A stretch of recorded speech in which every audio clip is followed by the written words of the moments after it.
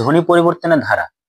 আজকে আমরা জানবো ধ্বনি পরিবর্তনের ধারার যে ধ্বনি লোপ রয়েছে সেই ধ্বনি লোপের ধারা সম্পর্কে আজকে আমরা জানবো।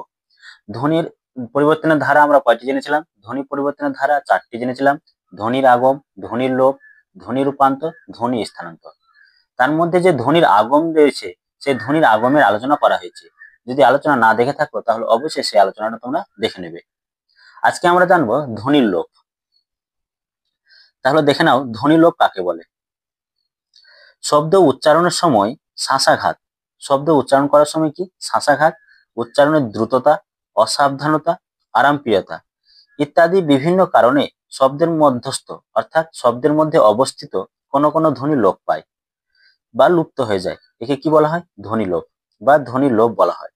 অর্থাৎ কোনো শব্দ উচ্চারণ করব, সেই শব্দ উচ্চারণ করার সময় আমরা যদি দেখি শ্বাসাঘাত পড়বে, শ্বাসাঘাত করার ফলে একটি স্বরধ্বনি লোপ পাবে, অথবা উচ্চারণের দ্রুততার ফলে কোনো স্বরধ্বনি লোপ পাবে, অথবা অসাবধানতা বশত কোনো স্বরধ্বনি যদি লোপ পায় বা আরামপ্রিয়তার কারণে যদি কোনো স্বরধ্বনি লোপ পায় তখন তাকে আমরা বলবো ধ্বনি লোপ। তাহলে ধ্বনি লোপ কাকে বলে? শব্দ উচ্চারণের সময় শ্বাসাঘাত, উচ্চারণের দ্রুততা, অসাবধানতা, আরামপ্রিয়তা ইত্যাদি বিভিন্ন কারণে শব্দ মধ্যস্থ অর্থাৎ শব্দের মধ্যে অবস্থিত কোনো কোনো ধ্বনি লোপ পায়, তাকে আমরা কি বলছি? ধ্বনি লোপ। এই ধ্বনি লোপ আবার কত প্রকার দেখো। ধ্বনি লোপ প্রধানত দুই প্রকার। কি কি? স্বরধ্বনি লোপ, ব্যঞ্জন ধ্বনি লোপ। তাহলে ধ্বনি লোপ কিন্তু দুভাবে হয়, স্বরধ্বনি লোপ আর একটি ব্যঞ্জন ধ্বনি লোপ। এবার স্বরধ্বনি লোপ কাকে বলে দেখো। স্বরধ্বনি লোপ কাকে বলে? শব্দ উচ্চারণের সময় প্রধানত শ্বাসাঘাতের কারণে শব্দের আদি, মধ্য ও অন্তে স্বরধ্বনির বিলোপ ঘটলে তাকে স্বরধ্বনি লোপ বলে। এই সংক্ষেপে এই স্বরধ্বনি লোপকে স্বরলোপ বলা হয়। এবার আমরা দেখে নেব এই স্বরধ্বনি লোপের প্রকারভেদ। স্বরধ্বনির লোপ কয় প্রকার বা স্বরলোপ কয় প্রকার? স্বরলোপ হচ্ছে 3 প্রকার: আদি স্বরলোপ, মধ্য স্বরলোপ, অন্ত স্বরলোপ। এবার আমরা দেখে নেব আদি স্বরলোপ কাকে বলে। শব্দের আদি স্বর ছাড়া অন্য স্বরে শ্বাসাঘাত করলে শব্দের আদি স্বরটি লোপ পেয়ে যায়। অর্থাৎ শব্দের আদি স্বরটি ছাড়া যদি অন্য কোনো স্বরে শ্বাসাঘাত পড়ে তখন তাকে কি বলবো? আদি স্বরলোপ বলবো। একটি উদাহরণ দেখো, অলাবু থেকে লাউ। দেখো অলাবু শব্দটি থেকে যে লাউ শব্দের ধ্বনি পরিবর্তন হয়ে এসেছে, প্রথম স্বরটি যে অ রয়েছে সেই অ স্বরটি কিন্তু ধ্বনি পরিবর্তনে নেই, এখানে অ স্বর ধ্বনিটি লোপ পেয়েছে। তাই অলাবু থেকে লাউ হচ্ছে আদি স্বরলোপের উদাহরণ। অতসী থেকে তিসি, এই অতিসি শব্দে দেখো অস্বরধ্বনি রয়েছে, কিন্তু ধ্বনি পরিবর্তন হয়ে যখন তিসি এসেছে তিসি শব্দে কিন্তু প্রথম স্বরধ্বনিটি কিন্তু নেই, অর্থাৎ লুপ্ত হয়েছে। তাই স্বরধ্বনিটি হচ্ছে আদি স্বরলোপের উদাহরণ। তারপরে দেখো অপিধান থেকে পিধান, এই অপিধান থেকে পিধান শব্দটি ধ্বনি পরিবর্তন হয়ে এসেছে, এখানেও দেখো কিন্তু অস্বরধ্বনিটি কিন্তু লোপ পেয়েছে। অপিনদ্য থেকে পিনিদ্ধ, দেখো প্রথম আদি স্বরধ্বনিটি যে অ রয়েছে সেই স্বরধ্বনিটি কিন্তু লোপ পেয়েছে, তাই পিনিদ্ধ হচ্ছে আদি স্বরলোপের উদাহরণ। অভ্যন্তর থেকে ভিতর, এই অভ্যন্তর শব্দ থেকে ভিতর শব্দ যে ধ্বনি পরিবর্তন হয়ে এসেছে এখানেও কিন্তু অস্বরধ্বনিটি লোপ পেয়েছে, তাই ভিতর হচ্ছে আদি স্বরলোপের উদাহরণ। আছিল থেকে ছিল, এই স্বরধ্বনিটি লোপ পেয়েছে, তাই এখানে ছিল শব্দটি হচ্ছে আদি স্বরলোপের উদাহরণ। ইউরোপ থেকে ইউরোপ, এখানে দেখো প্রথম স্বরধ্বনিটি হর্ষই, এই হর্ষই স্বরধ্বনিটি কিন্তু লোপ পেয়েছে ইউরোপ শব্দে, তাই ইউরোপ ধ্বনি পরিবর্তনটা হচ্ছে আদি স্বরলোপের উদাহরণ। উদ্ধার থেকে ধার, এখানে হর্ষ স্বরধ্বনিটি কিন্তু লোপ পেয়েছে ধার ধ্বনি পরিবর্তনে, তাই ধার ধ্বনি পরিবর্তনে যেহেতু প্রথম স্বরধ্বনিটি লোপ পেয়েছে তাই ধার হচ্ছে আদি স্বরলোপের উদাহরণ। তারপরে দেখো উড়ম্বর থেকে ডুমুর, উড়ম্বর শব্দটি ধ্বনি পরিবর্তন হয়ে কি এসেছে? ডুমুর শব্দ। এই ডুমুর শব্দটি আসলো যে উড়ম্বর থেকে ধ্বনি পরিবর্তন হয়ে প্রথম স্বরধ্বনিটি কি রয়েছে? হর্ষ, কিন্তু প্রথম স্বরধ্বনিটি কিন্তু ডুমুর শব্দে কিন্তু নেই, অর্থাৎ আদি স্বরলোপটি নেই। আদি স্বরলোপটি লুপ্ত হওয়ার কারণে ডুমুর শব্দটি হচ্ছে আদি স্বরলোপের উদাহরণ। ওঝা থেকে ঝা, এই ও স্বরধ্বনিটি লোপ পেয়েছে, প্রথম যে স্বরধ্বনিটি ও রয়েছে এই ও স্বরধ্বনিটি লোপ পাওয়ার জন্য ঝা হচ্ছে আদি স্বরলোপের উদাহরণ। এই ছিল আদি স্বরলোপ। এবার আমরা দেখে নেব মধ্য স্বরলোপ। তাহলে মধ্য স্বরলোপ কাকে বলে? শব্দের আদি অক্ষরে শ্বাসাঘাত করলে কখনো কখনো শব্দের মধ্যবর্তী স্বরটি লোপ পেয়ে যায়, একে কি বলবো? মধ্য স্বরলোপ। আচ্ছা তোমরা শ্বাসাঘাত মানে বুঝতে পারছো? শ্বাসাঘাত মানে শ্বাসের আঘাত, মানে শব্দটা উচ্চারণ করব, শব্দটা উচ্চারণ করার সময় শ্বাসটা কিন্তু প্রবল ভাবে আঘাত দিবে। তাহলে প্রথম অক্ষরে যদি প্রবল ভাবে আঘাত দেয় শ্বাসটা, সেটাকে আমরা কি বলছি? শ্বাসাঘাত বলছি। এটা কিন্তু তোমরা বোঝার চেষ্টা করবে। উদাহরণটা দেখলে তোমরা বুঝতে পারবে। গা মোছা থেকে গামছা। দেখো গা, শ্বাসাঘাতটা মানে শ্বাসের আঘাতটা প্রবল ভাবে কোথায় পড়ছে? প্রথম অক্ষরে গা। তাই গা অক্ষরে যদি প্রবল ভাবে শ্বাসাঘাত পড়ার কারণে মাঝখানে যে স্বর রয়েছে ময় ওকার যে ও স্বরধ্বনিটি সেটি কিন্তু লোপ পেয়েছে। তাই এখানে গামোছা থেকে গামছা এই ধ্বনি পরিবর্তনটি শব্দটির মধ্যে যে ওটি রয়েছিল সেই ওটি কিন্তু লোপ পেয়েছে। তাই গামছা হচ্ছে মধ্য স্বরলোপের উদাহরণ। তারপরে দেখো জানালা থেকে জানলা। দেখো জানালা থেকে কোন অক্ষরে শ্বাসাঘাত পড়ছে? প্রথম অক্ষরে শ্বাসাঘাত পড়ছে না, যা। তাই প্রথম অক্ষরে শ্বাসাঘাত পড়ার কারণে শব্দের মধ্যবর্তী স্বরটি কি? আকার। এই আকার স্বরধ্বনিটি কিন্তু লোপ পেয়েছে। তাই এটি হচ্ছে জানলা হচ্ছে মধ্য স্বরলোপের উদাহরণ। তারপর দেখো পাগালা থেকে পাগলা। এই যে পাগালা থেকে, দেখো গয় আকার যে রয়েছে আকার স্বরধ্বনিটি, এই আকার স্বরধ্বনিটি কিন্তু এখানে লোপ পেয়েছে। তাই এটি হচ্ছে মধ্য স্বরলোপের উদাহরণ। কাঁচা কলা থেকে কাঁচকলা। কাঁচা শ্বাসাঘাতটা কোন অক্ষরে পড়ছে? নিশ্চয়ই প্রথম অক্ষরে কা। আর এই কা অক্ষরে শ্বাসাঘাত পড়ার কারণে কোন স্বরধ্বনিটি লোপ পেয়েছে? মাঝখানের আকার স্বরধ্বনিটি লোপ পেয়েছে। তাই আকার স্বরধ্বনিটি লোপ পাওয়ার জন্য কাঁচকলা হচ্ছে মধ্য স্বরলোপের উদাহরণ। তারপর দেখো ঘোড়া দৌড়। এই ঘোড়া দৌড় দেখো ঘোর দৌড় ধ্বনি পরিবর্তন হয়ে কি হয়েছে? ঘোর দৌড়। এই ঘোর দৌড়ে আকার স্বরধ্বনিটি কিন্তু এখানে লোপ পেয়েছে। তাই এটি হচ্ছে মধ্য স্বরলোপের উদাহরণ। নারিকেল, নারিকেল থেকে নারকেল। তারপরে এখানে কি মাঝখানে যে স্বরধ্বনি হর্ষই রয়েছে সেই হর্ষের স্বরধ্বনিটি কিন্তু লোপ পেয়েছে। তাই নারকেল হচ্ছে মধ্য স্বরলোপের উদাহরণ। আইলপনা, আইলপনা থেকে আলপনা। দেখো আইলপনা আ, এই আ অক্ষরে কিন্তু শ্বাসাঘাত পড়ছে। শ্বাসাঘাত পড়ার কারণে হর্ষই স্বরধ্বনিটি কিন্তু লোপ পেয়েছে, অর্থাৎ মাঝখানে স্বরধ্বনি লোপ পাচ্ছে। তাই আলপনা হচ্ছে মধ্য স্বরলোপের উদাহরণ। এখানে খেয়াল করবে তোমরা কিন্তু এই যে ডান দিকে যেগুলো দেওয়া হয়েছে এগুলো কিন্তু স্বরলোপের উদাহরণ, অর্থাৎ মধ্য স্বরলোপের উদাহরণ। তারপরে দেখো কলিকাতা থেকে কলকাতা। কলিকাতা থেকে কলকাতা শব্দে দেখো হর্ষই স্বরধ্বনিটি কিন্তু মাঝখানে যে স্বরধ্বনিটি হর্ষই রয়েছে সেই স্বরধ্বনিটি লোপ পেয়েছে। তাই কলিকাতা থেকে কলকাতা হচ্ছে মধ্য স্বরলোপের উদাহরণ। নাতি জামাই থেকে নাত জামাই। দেখো নাতি, এই যে হর্ষিকার যে স্বরধ্বনিটি রয়েছে সেই হর্ষই স্বরধ্বনিটি লোপ পেয়েছে। তাই নাত জামাই হচ্ছে মধ্য স্বরলোপের উদাহরণ। তারপরে ইংলিশে কয়েকটা উদাহরণ দেওয়া হয়েছে। আই এম, আই এম থেকে শর্ট ফর্মে কি বলা হচ্ছে? I am. এই শর্টটি যে রয়েছে এই শর্টটি কিন্তু লোপ পেয়েছে। তা আই এম হচ্ছে মধ্য স্বরলোপের উদাহরণ। আই উইল থেকে আই উইল, এটি হচ্ছে মধ্য স্বরলোপের উদাহরণ। ডু নট থেকে ডন্ট, এটি হচ্ছে কি মধ্য স্বরলোপের উদাহরণ। এবার এখানে একটা জিনিস খেয়াল রাখবে, আমরা কিন্তু ধ্বনির আগমে যেটা মধ্য স্বরাগম পড়েছিলাম সেই মধ্য স্বরাগমের অপর নাম পেয়েছিলাম বিপ্রকর্ষ। এখানে কিন্তু তার বিপরীত, মধ্য স্বরলোপেরও আমরা আরেকটি অপর নাম পাবো, সেটি হচ্ছে সম্প্রকর্ষ। মধ্য স্বরাগমের অপর নাম পেয়েছিলাম বিপ্রকর্ষ এবং মধ্য স্বরলোপের আরেকটি অপর নাম হচ্ছে সম্প্রকর্ষ। তাহলে সম্প্রকর্ষ কাকে বলা হয়? দেখো মধ্য স্বরলোপের শব্দের মধ্যবর্তী স্বর লুপ্ত হওয়ার ফলে পাশাপাশি অবস্থিত দুই ব্যঞ্জনের মধ্যে প্রকৃষ্ট আকর্ষণ বা সংযোগ ঘটে বলে একে সম্প্রকর্ষ বলা হয়। তাহলে সম্প্রকর্ষ কথার অর্থ কি? সম্প্রকর্ষ কথার অর্থ হচ্ছে প্রকৃষ্ট আকর্ষণ ঘটা, অর্থাৎ এক হওয়া। কি? প্রকৃষ্ট আকর্ষণ হওয়া বা এক হওয়া। তাই এটি কি বলছি? সম্প্রকর্ষ বলছি। সম্প্রকর্ষকে কি বিপ্রকর্ষের বিপরীত প্রক্রিয়াকে আমরা সম্প্রকর্ষ বলছি। মানে প্রকৃষ্ট আকর্ষণ ঘটবে, এই প্রকৃষ্ট আকর্ষণ ঘটার জন্য আমরা কি বলছি? কি সম্প্রকর্ষ বলছি। এবার আমরা দেখে নেব অন্ত স্বরলোপ কাকে বলে। শব্দের আদি অক্ষরে শ্বাসাঘাত করলে কখনো কখনো শব্দের অন্ত বা শেষ স্বরটি লোপ পেয়ে যায়, একে কি বলবো? অন্ত স্বরলোপ বলে। তোমরা খেয়াল করবে স্বরলোপের সংজ্ঞাতে আমরা সবসময় দেখছি যে শ্বাসাঘাত, এই শ্বাসাঘাতটা কিন্তু খুবই ইম্পর্টেন্ট। শ্বাসাঘাতের কারণে কিন্তু স্বরগুলো লোপ পাচ্ছে।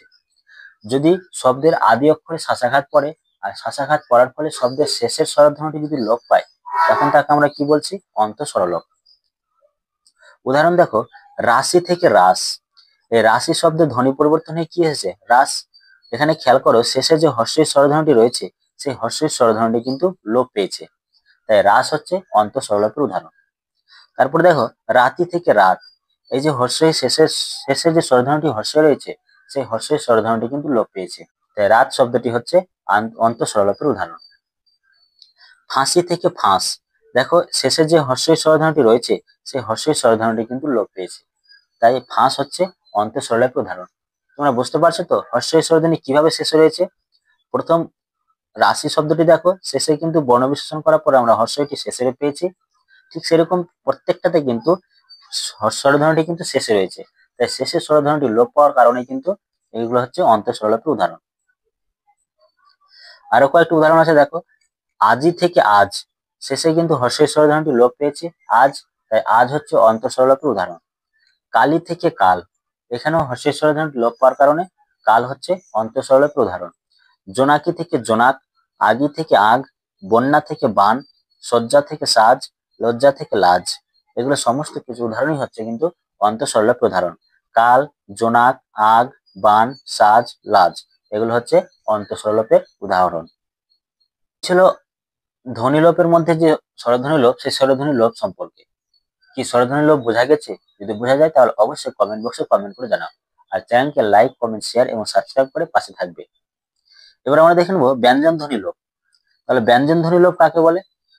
উচ্চারণের ত্রুটি, দ্রুততা, অসাবধানতা, আরামপ্রিয়তা ইত্যাদি বিভিন্ন কারণে শব্দের আদি, মধ্য, অন্তে ব্যঞ্জন ধ্বনির বিলোপ ঘটলে তাকে ব্যঞ্জন ধ্বনি লোপ বলে। সংক্ষেপে ব্যঞ্জন ধ্বনিকে ব্যঞ্জন লোপও বলা হয়। আমরা স্বরধ্বনি লোপে কি জেনেছিলাম? স্বরধ্বনি লোপে আমরা জেনেছিলাম স্বরধ্বনি লোপ ঘটছিল শব্দের আদি, মধ্যে, অন্তে। আর এখানে যদি ব্যঞ্জন ধ্বনি লোপ ঘটে তাহলে তাকে আমরা ব্যঞ্জন ধ্বনি লোপ বা ব্যঞ্জন লোপ বলবো। এই ব্যঞ্জন লোপও আবার হচ্ছে তিন প্রকার, মানে তিন ভাবে কিন্তু ব্যঞ্জন লোপ হয়। কিভাবে দেখে নাও, আদি ব্যঞ্জন লোপ, মধ্য ব্যঞ্জন লোপ, অন্ত ব্যঞ্জন লোপ। আদি ব্যঞ্জন লোপ কাকে বলে এবার দেখো, শব্দের আদি বা শুরুতে অবস্থিত ব্যঞ্জন লোপ পেলে সেই ব্যঞ্জন লোপকে আদি ব্যঞ্জন লোপ বলে। অর্থাৎ শব্দের আদি বা শুরুতে অবস্থিত ব্যঞ্জন ধ্বনি থাকবে, সেই ব্যঞ্জন ধ্বনিটি লোপ পেয়ে যাবে, তখন তাকে আমরা বলবো আদি ব্যঞ্জন লোপ। যেমন উদাহরণ দেখো, শ্মশান থেকে মশান। এই শ্মশান শব্দ থেকে মশান শব্দটি যে ধ্বনি পরিবর্তন হয়ে এসেছে, প্রথমে দেখো তলবস্য যে ব্যঞ্জন ধ্বনি রয়েছে সেই তালবস্য ব্যঞ্জন ধ্বনিটি কিন্তু মশান শব্দে কিন্তু নেই। তাই মশান শব্দে যেহেতু তালবস্য ব্যঞ্জন ধ্বনিটি নেই, না থাকার কারণে এই মশানটি হচ্ছে আদি ব্যঞ্জন লোপের উদাহরণ। তারপরে দেখো স্ফটিক থেকে ফটিক, প্রথমে দন্তস্ব ব্যঞ্জন ধ্বনিটি কিন্তু লোপ পেয়েছে, তাই ফটিক হচ্ছে আদি ব্যঞ্জন লোপের উদাহরণ। তারপরে দেখো স্ফটক থেকে ফটক, এখানেও দেখো দন্তস্ব ব্যঞ্জন ধ্বনিটি কিন্তু লোপ পেয়েছে, তাই ফটক হচ্ছে আদি ব্যঞ্জন লোপের উদাহরণ। স্ফুরণ থেকে ফুরন, এখানেও কিন্তু দন্তস্ব ব্যঞ্জন ধ্বনিটি লোপ পেয়েছে, তাই ফুরন হচ্ছে আদি ব্যঞ্জন লোপের উদাহরণ। স্থান থেকে থান, প্রথম ব্যঞ্জন ধ্বনিটি যে দন্তস্ব রয়েছে সেই দন্তস্ব ব্যঞ্জন ধ্বনিটি কিন্তু লোপ পেয়েছে, লোপ পাওয়ার কারণে থান ধ্বনি পরিবর্তন শব্দটি আদি ব্যঞ্জন লোপের উদাহরণ। স্ফূর্তি থেকে ফুর্তি, এখানেও কিন্তু দন্তস্ব ব্যঞ্জন ধ্বনিটি কিন্তু প্রথম ব্যঞ্জন ধ্বনিটি লোপ পাওয়ার কারণে ফুর্তি হচ্ছে আদি ব্যঞ্জন লোপের উদাহরণ। স্পর্শ থেকে স্পর্শ, এখানেও কিন্তু দন্তস্ব ব্যঞ্জন ধ্বনিটি প্রথম ব্যঞ্জন ধ্বনিটি লোপ পাওয়ার কারণে স্পর্শ হচ্ছে আদি ব্যঞ্জন লোপের উদাহরণ। স্পৃষ্ট থেকে পৃষ্ঠ। এবার আমরা দেখে নেব মধ্য ব্যঞ্জন লোপ কাকে বলে। শব্দের মধ্যবর্তী স্থানে অবস্থিত ব্যঞ্জন ধ্বনি লোপ পেলে সেই ব্যঞ্জন লোপকে আমরা কি বলবো? মধ্য ব্যঞ্জন লোপ। যদি শব্দের মধ্যে অবস্থিত মাঝখানের ব্যঞ্জন ধ্বনি যদি লোপ পায় তখন তাকে আমরা বলবো মধ্য ব্যঞ্জন লোপ। দেখো মধ্য ব্যঞ্জন লোপ উদাহরণ দেখো, মহাশয় থেকে মশাই, এখানে মাঝখানে ব্যঞ্জন ধ্বনিটি হ, এই হ ব্যঞ্জন ধ্বনিটি কিন্তু লোপ পেয়েছে, লোপ পাওয়ার কারণে মশাই হচ্ছে কি মধ্য ব্যঞ্জন লোপের উদাহরণ। মাস্টার মশাই থেকে মাস্টার মশাই, এখানে দেখো র ব্যঞ্জন ধ্বনিটি কিন্তু লোপ পেয়েছে, মাস্টার মশাই শব্দ থেকে যে মাস্টার মশাই যে ধ্বনি পরিবর্তন হয়ে এসেছে শব্দটি, এখানে কিন্তু র ধ্বনিটি কিন্তু নেই, অর্থাৎ ব্যঞ্জন ধ্বনিটি নেই, তাই র না থাকার কারণে এখানে হচ্ছে মধ্য ব্যঞ্জন লোপের উদাহরণ। ফলাহার থেকে ফলার, এখানেও কিন্তু হ যে ব্যঞ্জন ধ্বনিটি রয়েছে সেই হ ব্যঞ্জন ধ্বনিটি কিন্তু নেই, না থাকার কারণে এটি কি রয়েছে? মধ্য ব্যঞ্জন লোপের উদাহরণ। তারপরে দেখো ফাল্গুন থেকে ফাগুন, এখানে কিন্তু ল ব্যঞ্জন ধ্বনিটি না থাকার কারণে ফাগুন হচ্ছে মধ্য ব্যঞ্জন লোপের উদাহরণ। নবধর থেকে নধর, এখানেও কিন্তু ব ব্যঞ্জন ধ্বনিটি হারিয়েছে বা লুপ্ত হয়েছে, তাই এটি হচ্ছে নধর হচ্ছে মধ্য ব্যঞ্জন লোপের উদাহরণ। পাটকাঠি থেকে পাকাঠি, এখানে ট ব্যঞ্জন ধ্বনিটি লোপ পেয়েছে পাকাঠি শব্দে। শ্রীগাল থেকে শিয়াল, এখানে গ ব্যঞ্জন ধ্বনিটি লোপ পেয়েছে। বিহাই থেকে বিয়াই, এখানে হ ব্যঞ্জন ধ্বনিটি লোপ পেয়েছে। সাহেব থেকে সাহেব, এখানে হ ব্যঞ্জন ধ্বনিটি লোপ পেয়েছে। যেহেতু মাঝখানে ব্যঞ্জন ধ্বনি লোপ পাওয়ার কারণে এগুলো হচ্ছে মধ্য ব্যঞ্জন লোপের উদাহরণ। তহবিল থেকে তবিল, এখানে হ ব্যঞ্জন ধ্বনি লোপ পেয়েছে, মজদুর থেকে মজুর, এখানে দ ব্যঞ্জন ধ্বনিটি লোপ পেয়েছে। কার্পাস থেকে কাপাস, এখানে র ব্যঞ্জন ধ্বনিটি লোপ পেয়েছে। এই যে রেফ, এই যে রেফ মানে র, এই যে র যে ব্যঞ্জন ধ্বনিটি রয়েছে সেই র ব্যঞ্জন ধ্বনিটি লোপ পাওয়ার কারণে কাপাস হচ্ছে কি ব্যঞ্জন ধ্বনি লোপের উদাহরণ, অর্থাৎ মধ্য ব্যঞ্জন লোপ। নিষ্ঠুর থেকে নিঠুর। এবার আমরা দেখে নেব অন্ত ব্যঞ্জন লোপ। শব্দের অন্ত বা শেষে অবস্থিত ব্যঞ্জন ধ্বনি যদি লোপ পায় তখন তাকে আমরা কি বলবো? অন্ত ব্যঞ্জন লোপ বলবো। শব্দের শেষে যদি ব্যঞ্জন ধ্বনি লোপ পায় তাহলে তাকে আমরা বলবো অন্ত ব্যঞ্জন লোপ। যেমন দেখো সহি থেকে সই, শেষের ব্যঞ্জন ধ্বনি কি রয়েছে? হ। এই হ ব্যঞ্জন ধ্বনিটি শেষে লোপ পাওয়ার কারণে কি হচ্ছে? সই হচ্ছে কি অন্ত ব্যঞ্জন লোপের উদাহরণ। দহি থেকে দই, শেষের ব্যঞ্জন ধ্বনি কি রয়েছে? হ। দেখো খেয়াল করো, দ, অ, হ আর হস্যই, তাই তো? আচ্ছা, শেষে ব্যঞ্জন ধ্বনি কি রয়েছে? ব্যঞ্জন ধ্বনি দেখো শেষ বলতে কি ব্যঞ্জন ধ্বনির শেষ ব্যঞ্জন ধ্বনি কি রয়েছে? হ ব্যঞ্জন ধ্বনি রয়েছে শেষ। এই হ ব্যঞ্জন ধ্বনিটি লুপ্ত হয়েছে বা হারিয়েছে, তাই দই হচ্ছে কি অন্ত ব্যঞ্জন লোপের উদাহরণ। এখানে কিন্তু স্বরধ্বনি তোমরা দেখবে না, এখানে শেষ ব্যঞ্জন ধ্বনিটি দেখো, শেষ ব্যঞ্জন ধ্বনিটি দেখো সেটি লুপ্ত হয়েছে কিনা। যদি লুপ্ত হয় তাহলে এটি হবে অন্ত ব্যঞ্জন লোপের উদাহরণ। কি বোঝা গেছে অন্ত ব্যঞ্জন লোপ? গাহি থেকে গায়, এখানেও দেখো হ কিন্তু ব্যঞ্জন ধ্বনিটি নেই, শেষ ব্যঞ্জন ধ্বনিটি কি রয়েছে? হ। এই হ ব্যঞ্জন ধ্বনিটি না থাকার কারণে গায় হচ্ছে অন্ত ব্যঞ্জন লোপের উদাহরণ। তারপরে সাহু থেকে সাও, কুটুম্ব থেকে কুটুম, আম্র থেকে আম, শেষ ব্যঞ্জন ধ্বনি লোপ হওয়ার কারণে এগুলো হচ্ছে আম, কুটুম, সাও, এগুলো হচ্ছে অন্ত ব্যঞ্জন লোপের উদাহরণ। তাহলে ব্যঞ্জন ধ্বনি লোপ বোঝা গেল? যদি কোনো অসুবিধা হয়ে থাকে তাহলে অবশ্যই তোমরা কমেন্ট বক্সে কমেন্ট করে জানাবে। এই ছিল ধ্বনি লোপ সম্পর্কে আলোচনা। যদি আলোচনা ভালো লাগে তাহলে অবশ্যই চ্যানেলকে লাইক, কমেন্ট, সাবস্ক্রাইব করে পাশে থাকবে এবং বন্ধুদের সাথে শেয়ার করবে। আমরা এই ধ্বনি লোপের মধ্যে আরেকটি লোপ পাবো, সমাক্ষর লোপ। সেই সমাক্ষর লোপটি আমরা কিন্তু নেক্সট ভিডিওতে আমরা জানবো। তাহলে চলো আজকে এই পর্যন্ত।